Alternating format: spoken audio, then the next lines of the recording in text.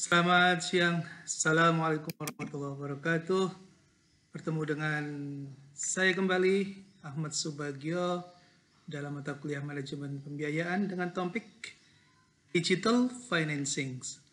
Kali ini kita akan melihat dari perspektif teknologi, di mana saat ini sudah menjadi bagian yang tidak terpisah dari kehidupan kita sehari-hari. Baik kita masuk melalui sebuah platform untuk marketplace maupun terkait dengan financial technology. Baik, saudara sekalian, pertemuan yang ketujuh ini kita akan mencoba untuk membuka wawasan baru, ya.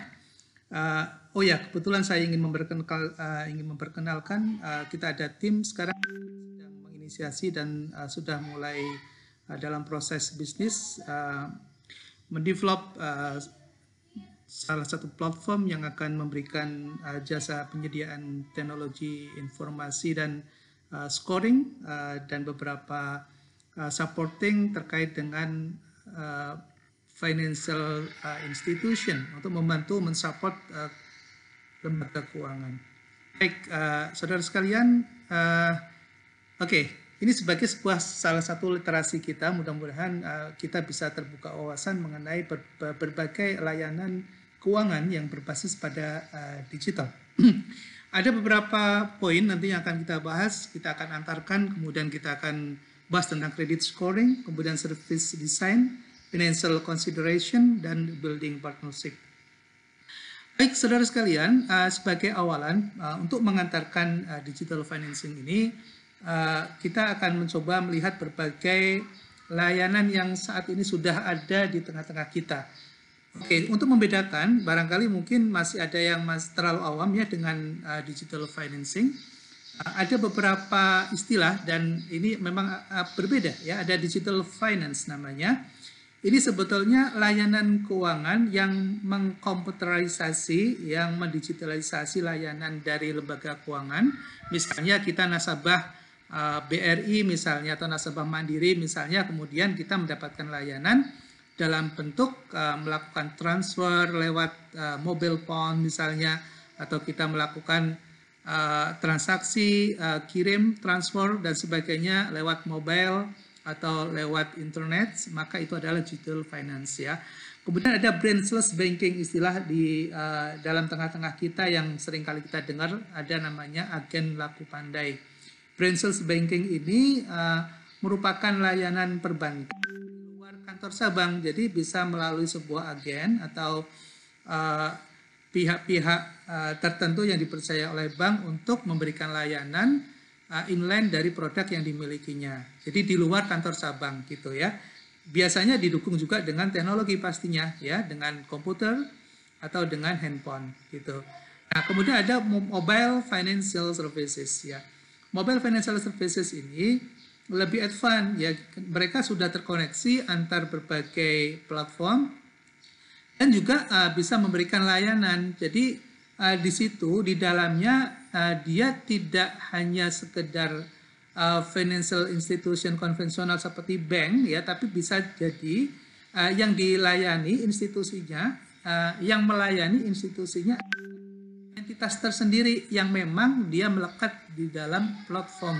Jadi misalnya kita kenal ada namanya fintech yang sekarang lagi marak ya, financial technology.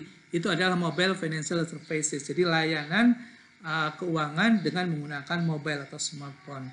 Kemudian ada digital credit, istilah digital credit ya. Jadi layanan pemberian pembiayaan atau pinjaman kepada user gitu ya dengan menggunakan aplikasi digital, dengan menggunakan platform gitu. Nah, ini nanti yang akan kita bahas gitu ya, digital credit atau digital financing yang basisnya dari mulai proses aplikasi sampai ke deliver, sampai ke transfer itu menggunakan teknologi. Kemudian mobile money ya, mobile money ini sebetulnya kalau dalam terminologi banking itu hasil dari support Bank Indonesia, Bank Sentral, karena di situ fasilitas untuk melakukan pembayaran gitu ya. Misalnya produknya apa? E-money misalnya. Ya, oke, saya kira sudah mulai kelihatan apa bedanya, dan kemudian kita akan masuk kemana? Kita akan masuk ke digital credit gitu ya, yang ini. Oke.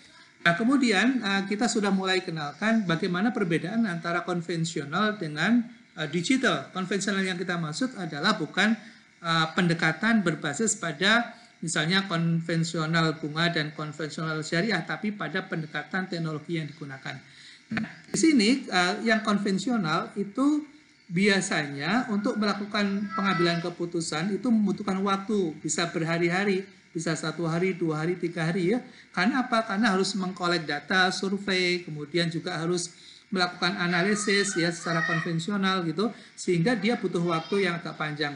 Tapi kalau dengan menggunakan digital credit maka instan ya, cepat sekali. Karena apa? Karena proses apply maupun analisisnya itu udah berbasis pada teknologi, pada mesin ya, pada machine learning, sehingga hasilnya itu bisa dalam waktu yang sangat singkat, detik mungkin bisa menit begitu ya. Nah, kemudian yang kedua, risk management prosesnya kalau menggunakan konvensional itu menggunakan people judgment. Jadi orang yang akan menentukan ini layak atau tidak begitu. Tapi kalau sudah menggunakan digital credit maka dia automated ya, dia terotomasi dan sudah dilakukan analisis secara cermat oleh mesin gitu. Kemudian sending information and payment, bagaimana memberikan informasi antara pihak yang melayani dan pihak yang dilayani, usernya itu. Kalau di dalam konvensional kredit menggunakan in person gitu ya, orang. Tapi kalau digital credit remote, jadi bukan orang lagi yang akan mengasih tahu Anda layak tidak layak dan Anda diterima atau ditolak begitu. Pengajuan dari pembiayaan yang diinginkan itu mesin yang bicara. Oke, kemudian apalagi yang lain? Saya kira kita skip saja ya, tadi sudah cukup jelas saya kira. Ini beberapa negara yang sudah cukup dari sisi kemajuan teknologi sudah menggunakan digitalisasi, misalnya di Meksiko, kemudian di Venezuela ya, Chili, Kenya, Tanzania, Zimbabwe, gitu ya, Rwanda, Uganda, China, Philippines ya. Jadi hampir negara-negara yang kita sebut di sini sudah menggunakan digitalisasi dalam financing. Kenapa? Karena mereka ingin mendapatkan outreach yang luas gitu ya, yang bisa menjangkau dan bisa dalam ya, deep dalam memberikan layanan. Baik, saudara sekalian, ini ada beberapa skema di mana jenis-jenis pendekatan yang dilakukan untuk bisa mendapatkan user, mendapatkan pengguna atau clients, itu dilakukan secara langsung. Biasanya kalau dalam konvensional approach itu antara lembaga keuangan dengan individual itu melakukan transaksi gitu ya, melakukan transaksi secara individual ya, kemudian dia kumpulkan data untuk mengetahui kelayakan dari calon kliennya ini, dan kemudian dilakukan proses, dan kemudian setelah dianggap visible baru kemudian ada transaksi. Itu yang dilakukan secara pendekatan secara individual.